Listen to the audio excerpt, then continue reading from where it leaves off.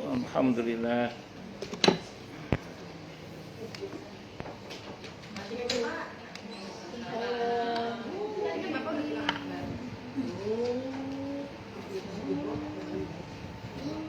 Bismillahirrahmanirrahim. Monggo. Surah Al-Hijr, tafsir yang terakhir, tafsir Ibnu Katsir.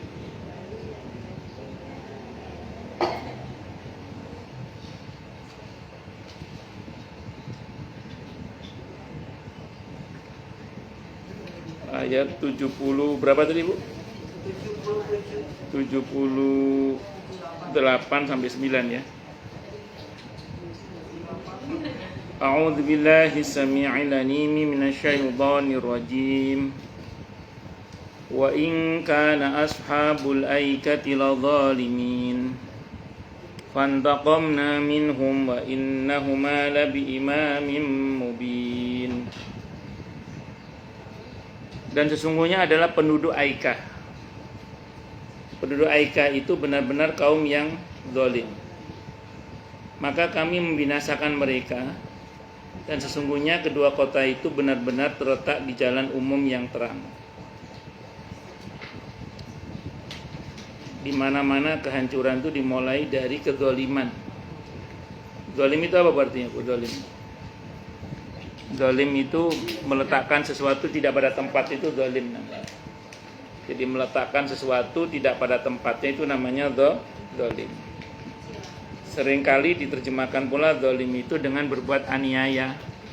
Itu artinya zalim. Ada juga yang mengartikan zalim itu dari kata gelap. Orang kalau gelap mata, gelap hati, gelap akal sehatnya, akhirnya berbuat seenaknya, itu zalim namanya. Ya contoh misalnya buang sampah sembarangan, kali kasur dibuang di kali, terjadi pendangkalan. Akhirnya apa yang terjadi? Banjir di mana-mana. Hutan ditebangi nggak ukuran misalnya gitu, dan tidak diadakan reboisasi dengan baik dan benar. Yang terjadi apa? Longsor, termasuk banjir dan lain, kekeringan dan macam-macam. Emisi buang nggak diukur. Apa yang terjadi? Pemanasan global. Apalagi terus lapisan ozon bocor misalnya. Akhirnya terjadi ya seperti sekarang ini, musim jadi tak beraturan misalnya. Ya, jadi semua kerusakan yang terjadi itu karena bermula dari kezaliman itu sendiri. Kalau di Indonesia itu ada hal yang unik ya. Di daerah tropis lah maksud saya itu. Bukit-bukitnya, gunung-gunungnya, itu Allah tumbuhkan di atasnya itu pohon-pohon yang akarnya panjang. Jadi di gunung-gunung, di bukit-bukit, di daerah tropis itu biasanya pohonnya akarnya panjang-panjang. Itu akar yang panjang itu dengan izin Allah menahan longsor. Menahan longsor agar jangan sampai terjadi longsor pada bukit atau gunung tersebut. Ketika manusia dengan keserakahannya menebang pohon-pohon itu dan tidak menggantinya dengan pohon yang serupa, malah diganti dengan pohon yang akarnya pendek, yang terjadi apa? Longsor. Itu yang terjadi di Purbalingga. Yang terjadi di Purbalingga itu sama saya ceritakan ada longsor di Purbalingga itu. Yang saya ceritakan di sini itu. Ya itu kata jamaah saya, orang-orang di situ Ustadz, kalau malam, kalau musim hujan tidak berani tidur di rumah. Karena mereka sadar bahwa perbuatan mereka itu berisiko pada longsornya bukit yang di Purbalingga saat itu. Karena jamaah saya punya tanah di situ ternyata beliau. Nah, tapi itu ternyata terjadi di waktu duha itu kan. Yang ada satu rumah selamat dengan izin Allah, rumahnya guru ngaji itu. Dengan izin Allah selamat. Nah itu ya mereka sadar sebenarnya perbuatan mereka itu berdampak kepada kerusakan sebenarnya. Tapi karena manusia ngeyel melakukannya, terjadilah kerusakan itu. Itu seperti itu. Dan masih banyak lagi contoh-contoh yang lainnya. Jadi kerusakan yang terjadi atau kehancuran yang terjadi itu bermula dari apa tadi? Kezaliman. Itu kenapa ketika terjadi tsunami air laut bisa naik ke daratan sampai 25 km itu. Itu saya bukan pakarnya laut ya, cuman saya baca dalam penjelasan beberapa pakar-pakar kelautan atau macam-macam itu mengatakan ternyata hutan mangrove itu diantara faidahnya untuk menahan abrasi air laut. Ya, itu diantaranya. Ternyata mangrove itu diantara. Terus yang kedua, terumbu-terumbu karang yang ada di dasar laut itu ternyata juga untuk mengerem laju pergerakan air laut ke darat. Nah sekarang bayangkan mangrove-nya dibabat habis, dibuat tempat-tempat wisata. Terus kemudian terumbu karangnya, nangkap ikannya pakai bom, merusak terumbu karang. Akhirnya ya tadi, yang terjadi air laut bisa loss ke daratan sampai 25 km, yang disebut dengan tsunami itu. Itu baru tsunami aja sudah menghancurkan sekian banyak tempat yang ada di Aceh. Itu baru tsunami, belum Sunarto itu.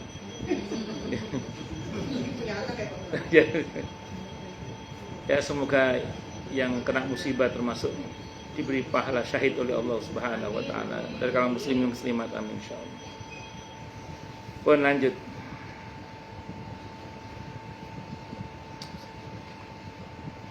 Penduduk kota Aika adalah kaum Nabi Syuaib. Jadi penduduk kota Aika adalah kaum Nabi Syuaib. Tafsir Ibnu Katsir. Oh, tak tahu saya. Kalau saya ya nanti searching di AI. Pakai sama AI. Ad-Dhahhak, Qatadah dan yang lain yang mengatakan bahwa Aika adalah nama sebuah pohon rindang yang ada di kota itu. Jadi dia mengatakan Aika itu adalah nama pohon yang rindang di kota itu. Kalau saya nggak salah, Nabi Syuaib itu tinggalnya di Madian. Madian itu sebelah mana? Saya nggak tahu juga sebelah mana. Dekat Mesir kali ya. Nggak tahu saya. Coba nanti searching. Perbuatan zalim mereka ialah karena mereka mempersekutukan Allah, gemar merampok orang-orang yang lewat, serta gemar mengurangi takaran dan timbangan. Maka Allah menghukum mereka dengan teriakan yang mengguntur, gempa dan adab di hari mereka dinaungi awan. Main Nabi itu kalau ada mendung, Nabi itu ada gelisahnya juga Nabi itu. Nabi bukan takut pada mendungnya, beliau mengkhawatirkan umatnya. Beliau khawatir kalau yang turun itu adalah bukan hujan, tapi batu atau adab. Na'udzubillahi min syarri dzalik. Karena kaum-kaum sebelumnya itu diadab bermula dari mendung. Dari mendung terus diadab, dihajar. Na'udzubillahi min syarri dzalik. Nabi itu kalau ada mendung beliau ada gelisahnya. Bukan gelisah terkait pribadi, tapi pikir umatnya, takutnya adab turun. Itu seperti itu. Tapi insya Allah dan semoga itu tidak terjadi pada kita, karena kita sudah diajari doa oleh Allah langsung di dalam Al-Quran di akhir surah Al-Baqarah itu, jangan lupa dibaca Bu ya, supaya kita tidak diadab sebagaimana kaum terdahulu. Apa itu?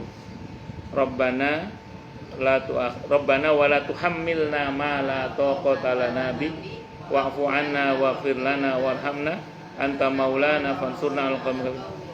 Sebelumnya itu gimana Bu Rob? Layu kali. Iya dari situ saya Oke.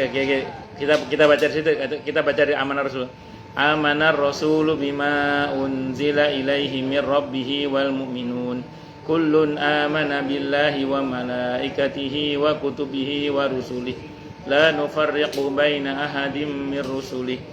Wa qalu sami'na wa ata'na ghufranaka rabbana wa ilaikal masir. La yukallifullahu nafsan illa wus'aha. Laha ma kasabat wa 'alaiha maktasabat. Rabbana la tu'akhidna in nasina aw akhtana. Rabbana wa la tahmil 'alaina isran kama hamaltahu 'alladina min qablina. Yang itu. Rabbana wa la tuhammilna ma la taqata lana bi. Itu diantara isinya kita mohon pada Allah agar kita jangan diadab sebagaimana orang-orang terdahulu diadab. Itu seperti itu. Itu kita baca doa itu. Terus supaya nggak diadab bagaimana lagi? Perbanyak istighfar. Jadi di Al-Quran Allah berjanji bahwa selama kita masih beristighfar, kita tidak akan diazab oleh Allah. Terus menghadirkan Nabi Muhammad SAW di tengah-tengah kehidupan kita, karena selama masih ada Nabi Muhammad SAW di tengah-tengah kita, azab tidak akan turun. Caranya gimana? Perbanyak sholawat, hidupkan sunnahnya, itu diantaranya. Terus apalagi? Perbanyak bersyukur. Kalau kita bersyukur, Allah tidak akan adab. Ma yaf'alullah bi'adabikum in syakartum wa amantum. Allah tidak akan mengadab kalian selagi kalian masih beriman dan bersyukur. Berarti dengan kata lain, kalau kita masih rajin beristighfar, rajin bersalawat, berusaha menegakkan dan mengamalkan serta mendakwakan sunnah-sunnah Nabi, terus kemudian kita berusaha memperbanyak syukur, insya Allah, kalaupun terjadi yang kurang baik dalam kehidupan kita, nggak sampai menjadi azab, insya Allah. Bahkan bisa jadi di balik semua itu bagian dari penyempurnaan kemuliaan dan kenaikan pangkat di sisi Allah Subhanahu wa ta'ala. Itu diantaranya. Terus kemudian mereka berada di dekat kaum Lut. Dari Ashabul Aikah ini, mereka orang-orang Aikah ini dekat dengan kaumnya Nabi Lut. Sesudah berarti daerah Yordania berarti. Iya. Kalau dekat itu daerah-daerah Yordan itu, daerah Yordan. Daerah sana lah pokoknya berarti. Mereka berada dekat kaum Lut sesudah kaum Lut binasa. Dan hal itu pertanda tempat tinggal mereka berdampingan.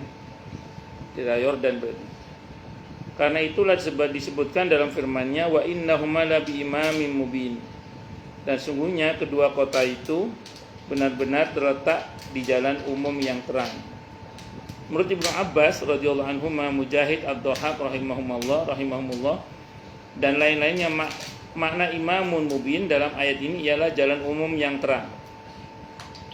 Karena itulah ketika Nabi Syu'aib alaihissalam memperingatkan kaumnya, mengatakan dalam ancamannya yang disitir oleh Allah Subhanahu wa taala melalui firman-Nya di surah Hud ayat 89. Wa ma qaumul lutim minkum biba'id. Sedangkan kaum Lut tidak pula jauh tempatnya dari kalian. Kalau bahasa sederhananya, yang ambil pelajaran gitu loh. Wong kaumnya Nabi Lut aja sudah dihajar, masa kalian enggak mau tobat juga, kira-kira gitu. Wong sudah dikasih peringatan kok masih tidak mau tobat juga. Padahal kaum Nabi Lut sudah dihajar oleh Allah dengan adab yang luar biasa. Apa enggak mau ngambil pelajaran, kira-kira gitu. Terus kemudian walaqad kadzdzaba ashabul hijril mursalin wa atainahum ayatina fakanu anha mu'ridin wa kanu yanhituna minal jibali buyutan aminin fa akhadathum musayhatum musbihin fama aghna anhum ma kanu yaksibun. Dan sesungguhnya penduduk kota Al-Hijr telah mendustakan rasul-rasul, dan kami telah mendatangkan kepada mereka tanda-tanda kekuasaan kami. Tetapi mereka selalu berpaling darinya, dan mereka memahat rumah-rumah dari gunung-gunung batu yang didiami dengan aman. Maka mereka dibinasakan oleh suara keras yang mengguntur di waktu pagi. Maka tak dapat menolong mereka apa yang telah mereka usahakan. Ini kebayang kaum Ashabul Hijr, kota Hijr. Ini kaum yang kuat-kuat sampai gunung dilobangi untuk dijadikan sebagai rumah. Yang itu ya Pak, yang jadi Kaum Sam.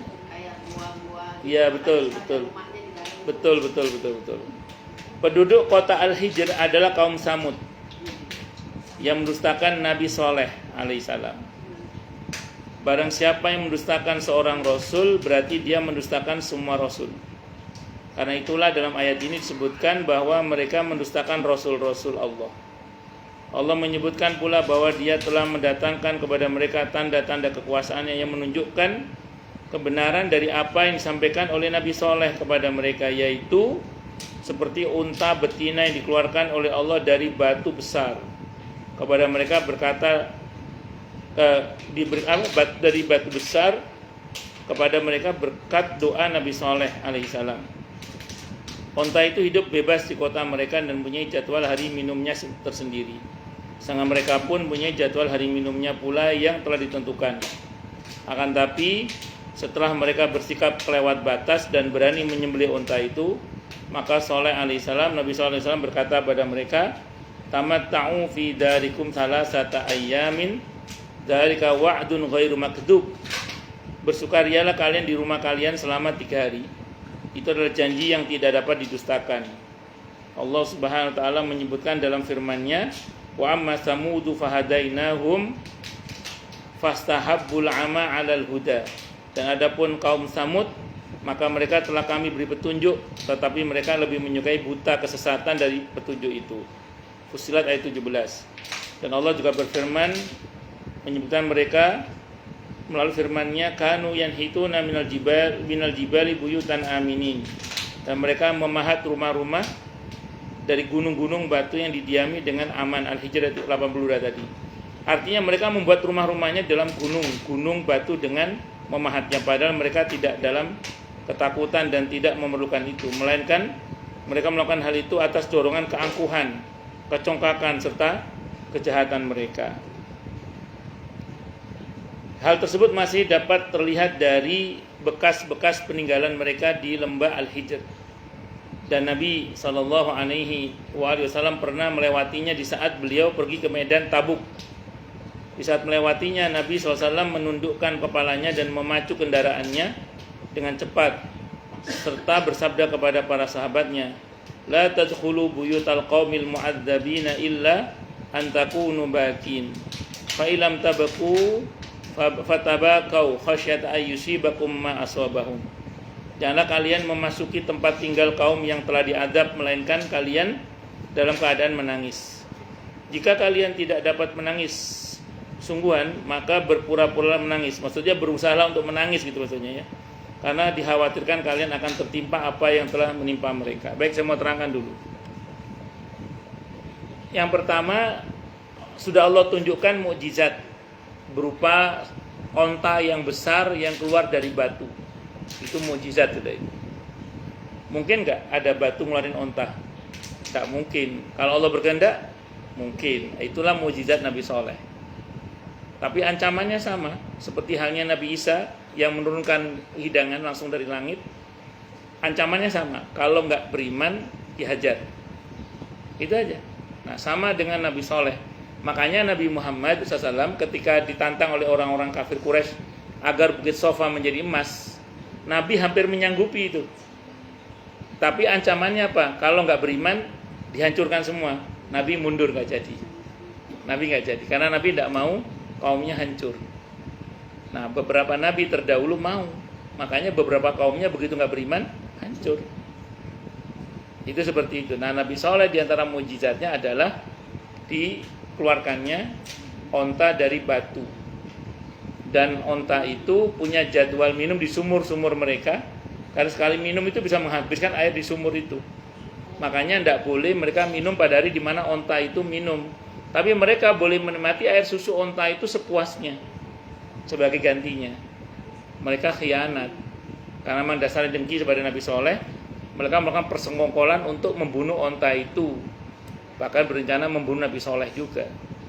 Apa yang terjadi kemudian ya sebagaimana yang Nabi Saleh katakan tadi dalam Al-Quran. Allah ceritakan dalam Al-Quran, karena mereka telah membunuh onta yang sebagai tanda kekuasaan Allah itu, kata Nabi Saleh, tunggu dalam 3 hari. Tunggu dalam 3 hari. Selama 3 hari terserah kamu mau senang-senang silakan, tapi setelah 3 hari kalau nggak tobat ya hancur. Dan betul mereka dihancurkan dengan suara guntur yang menggelegar tadi itu. Padahal rumah mereka itu dari batu karena mereka itu melobangi gunung-gunung. Sebenarnya kalau kata Ibnu Katsir tadi, mereka tidak perlu membuat gunung berlubang untuk sebagai tempat tinggalnya, tapi itu sebagai bentuk prestis, kekuatan mereka, unjuk kekuatan. Ini loh kami orang-orang yang kuat. Ini loh kami adalah orang-orang yang kuat. Nah, seolah-olah mereka menunjukkan bahwa kami adalah orang yang super power gitu. Tapi karena kedurhakannya akhirnya mereka hancur juga. Nauzubillahi min syarri dzalik. Nah, tadi menarik kejadian di mana Nabi pernah melewati daerah situ. Nah, kalau Nabi lewat berarti daerah mana ini? Ashabul Hijr ini. Jangan-jangan Alula itu ya, jangan-jangan. Yang kalau orang umrah itu apa? Alula namanya apa? Yang nggak boleh dilewati. Iya, jangan-jangan itu kali ya. Jangan-jangan saya kurang tahu juga deh ini. Tapi malah dibikin penginapan. Iya, dan Nabi ketika melewati daerah yang pernah turun azab itu, Nabi bergegas. Beliau tidak berlambat-lambat. Bahkan Nabi berpesan kepada para sahabat, mana? Oh iya betul, antara Madinah dan Syam, daerah dekat Madinah sana berarti. Nabi bergegas ketika itu saat mau perang Tabuk katanya. Daerah Tabuk. Dan itu singkat cerita Nabi bergegas, dan pada saat itu apa yang terjadi? Yang terjadi adalah Nabi tidak mau berlama-lama di situ, akamakal, bahkan Nabi bergegas dan melarang para sahabat minum air di daerah situ. Gini Bu ya, mungkin kita tidak tahu karena mata kita terbatas, tapi kan pandangan Nabi berbeda dengan pandangan kita. Mungkin Nabi melihat apa yang tidak kita lihat, makanya Nabi bergegas dan Nabi melarang kita untuk berlama-lama. Jadi kalau misalnya Ibu masuk ke wilayah-wilayah yang dulu ada pernah turun, satu ya jangan berlama-lama, tidak apa-apa sih, cuma jangan lama-lama. Terus yang kedua, usahakan jangan minum air yang ada di situ. Kalau bisa, kalau merujuk pada riwayat-riwayat yang ada itu. Terus Nabi nyuruh kita untuk menangis, berlindung kepada Allah, jangan sampai diadab sebagaimana mereka diadab. Kalau nggak bisa nangis, ya Nabi usahakan nangis ya gimana caranya. Kayak kalau kata Imam Al-Asnawi rahimahullah, kalau nggak bisa nangis, menangislah karena tidak bisa menangis itu. Jadi menangislah karena Allah ya. Kalau nggak bisa nangis, menangislah karena tidak bisa menangis itu. Nah, jadi itu namanya berusahalah untuk menangis. Jadi kadang menangis itu perlu dibuat gitu. Jadi kalau kita nggak biasa nangis, buat menangis. Ya tadi saya bilang kalau kata Imam Asnawi rahimahullah, kalau nggak bisa nangis, menangislah karena tidak bisa menangis. Gitu. Dalam kesendirian karena Allah.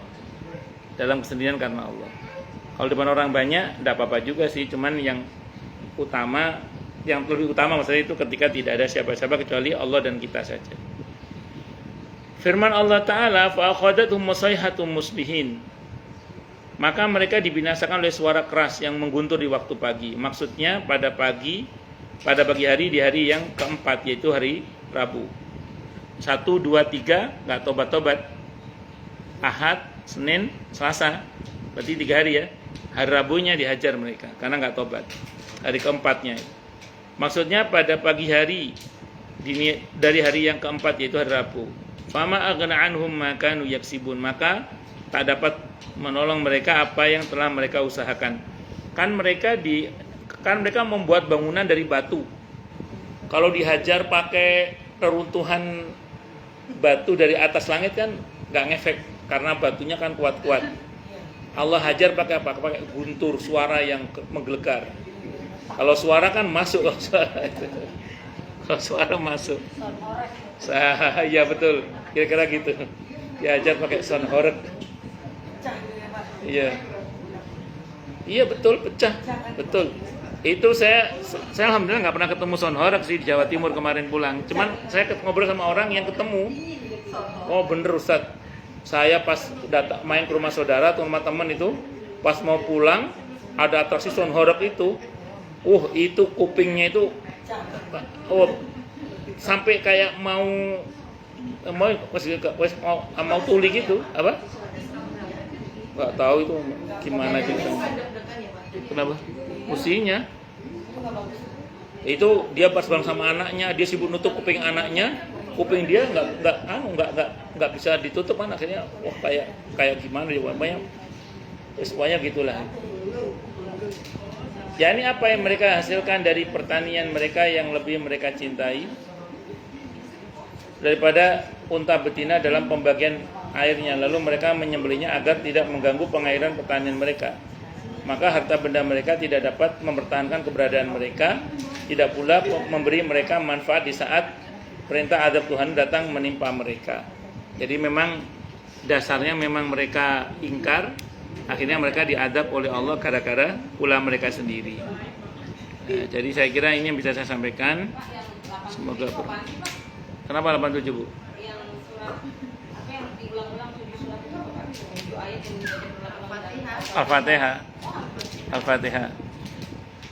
Oke.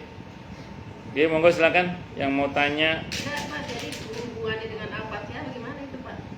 Kan sungguh kami benar-benar mengandungkan kepadamu ayat yang dibaca berulang-ulang dan Al-Qur'annya agung.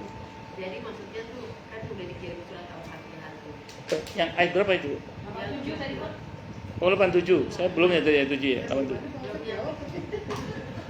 Bapak tadi pas nota yang di atas 60-an. Kenapa? Yang dibahas tadi 60-an kayaknya tadi. Surat Mas. 8 87 Pak, 87. 87. Sebentar. 87 ya.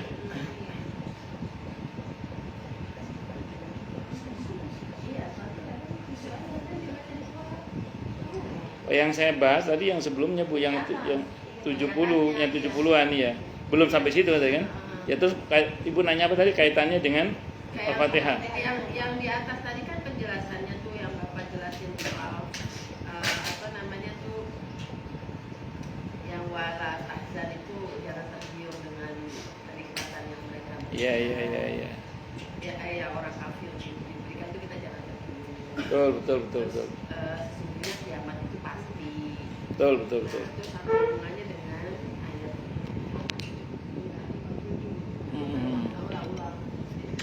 Iya. Salam warahmatullahi wabarakatuh Bu Ika Haristi. Betul ya Ika Haristi, betul ya? belum ganti Pak. Itu mau nanya Pak, itu mau nanya berapa umur beras merah. Bismillahirrahmanirrahim.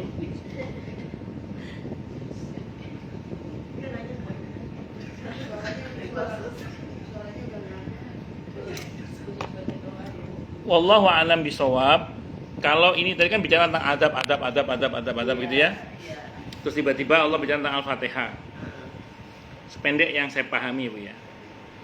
Ada satu surah, ada dua cahaya. Maksudnya Al-Qur'an. Yang pada bagian Al-Qur'an itu tidak pernah Allah turunkan ke nabi-nabi sebelumnya.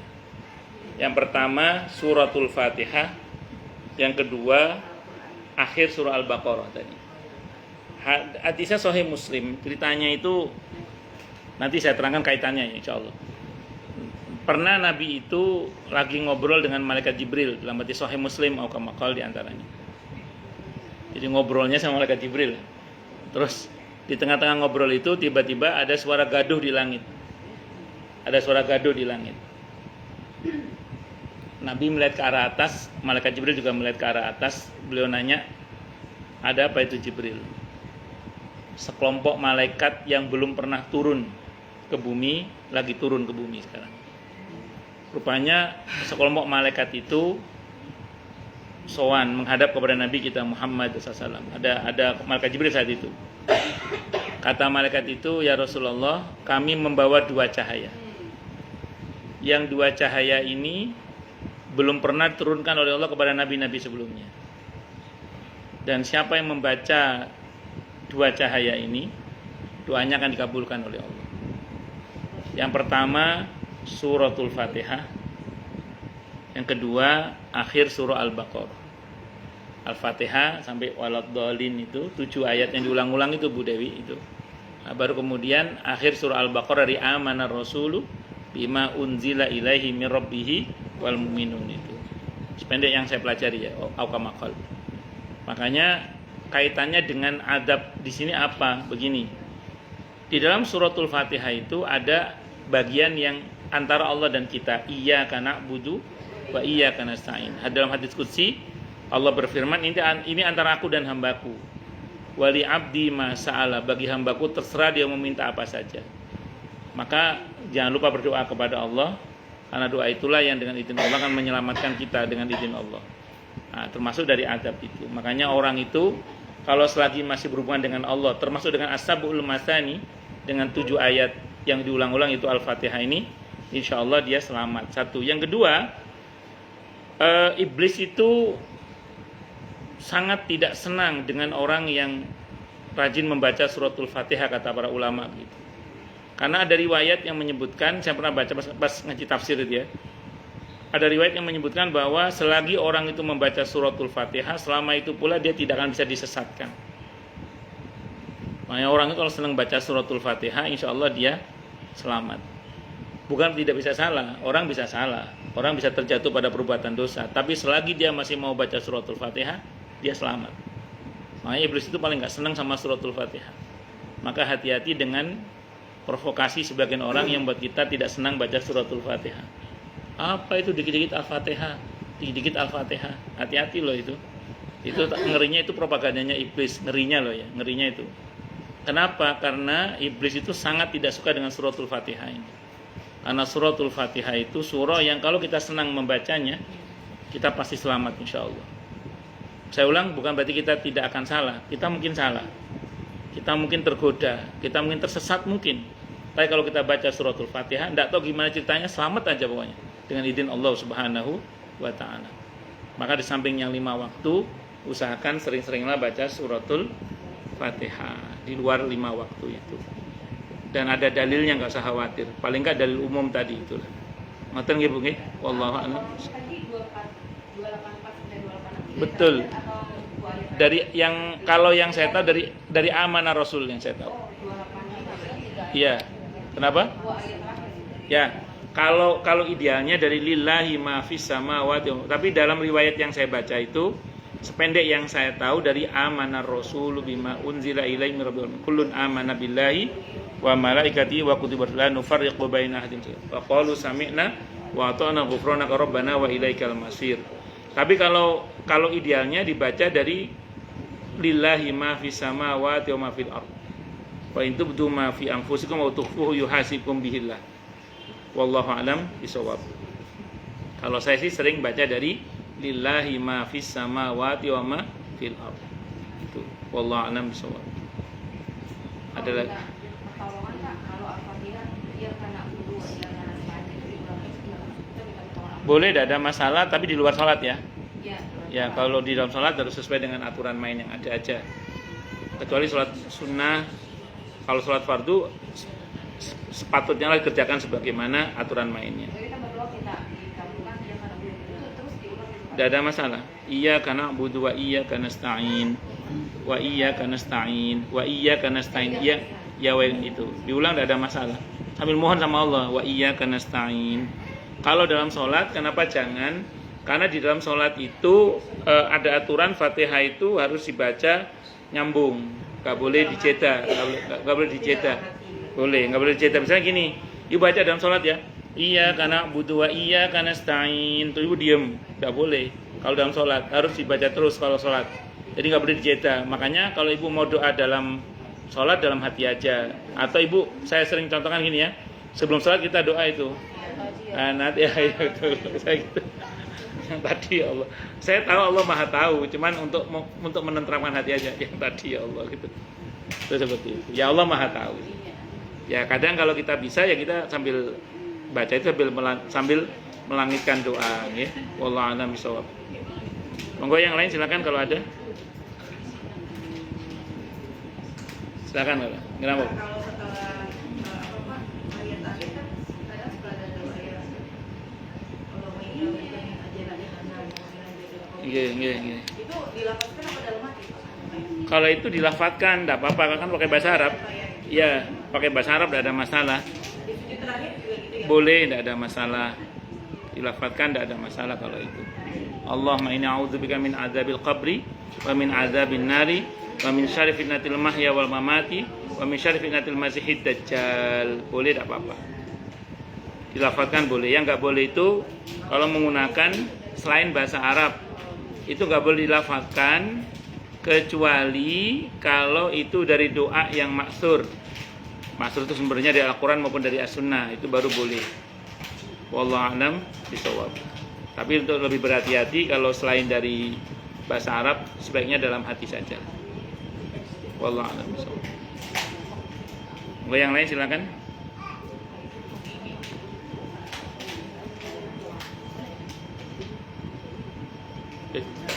Maafin banget, hampir minum.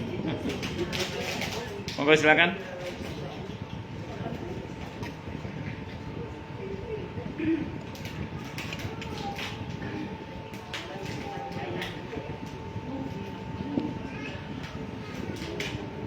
Jelas semua ya? Atau tidak jelas semua?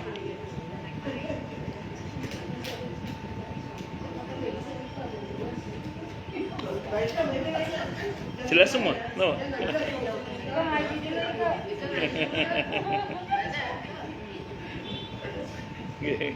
gak ada suara itu ya Allah. Kasih sampai punya suara lebih kasih. Jelas semua ya? Atau tidak jelas semua? Cukup dulu ya. Kita tutup dengan hamdalah. Alhamdulillahirabbil alamin. Semoga kajian kita bisa bermanfaat, mubarakah di dini wa dunia wal akhirah untuk kita, keluarga kita dan seluruh umat Islam semuanya. Dan mudah-mudahan kita semua dijadikan oleh Allah sebagai orang-orang yang sukses dunia akhirat, selamat dunia akhirat, bahagia dunia akhirat, dan dipermudah urusan kita oleh Allah di dini wa dunia wal akhirah. Semoga Allah limpahkan hidayah selalu untuk kita. Semoga Allah tingkatkan selalu hidayah untuk kita.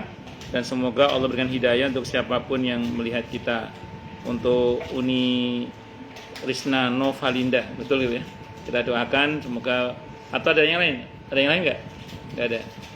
Semua Allah anugerahi untuk beliau panjang umur yang mubarakah, sehat wal afiyah, dan segenap harapan baik beliau semoga segera Allah ijabah dengan mudah, dengan mulia, dengan bahagia, dengan tanpa susah payah.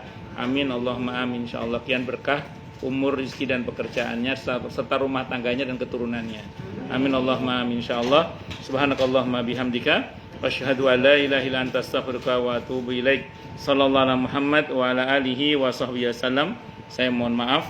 Assalamualaikum warahmatullahi wabarakatuh.